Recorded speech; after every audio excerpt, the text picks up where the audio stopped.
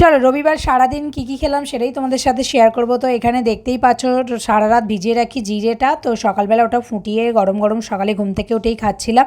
তো ব্রেকফাস্টে বানিয়েছিলাম পরোটা, আলু চচ্চড়ি আর ডিমের পোচ। তো রবিবারে জলখাবার জমে গেছিলো। তো এবার লাঞ্চের পালা। লাঞ্চে পার্শে মাছের ঝাল, সয়াবিন আলুর তরকারি আর নিয়েছিলাম একটু লেবুর আচার। তো আচারটা খেতে মানে টক ছিল, ঠিক আছে টকটা কোনো ব্যাপার না, আমি টক ভালোবাসি, খেতে একটু নুন ছিল তাই জন্য মুখটা ওরকম করছিলাম।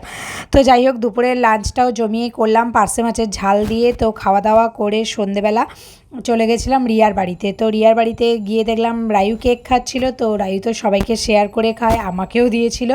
তো একটু কেক খেলাম, তারপরে রিয়া বানিয়েছিল চা। তো চা বিস্কিট খেলাম, খেয়ে গল্প টল্প করছিলাম। তারপর সাকিব এনে দিয়েছিল মোগলাই। তো মোগলাই খেয়ে দিয়ে মানে মোগলাই খেয়ে নিয়েছিলাম, ওটাই ডিনার হয়ে গেছিলো। আর বাড়িতে এসে কিছু খাইনি। তো বাড়িতে এসে শুধু একটু কোল্ড ড্রিঙ্কস খেয়ে খাওয়া দাওয়াটা কমপ্লিট করলাম। দেখা হচ্ছে পরে সব, টাটা।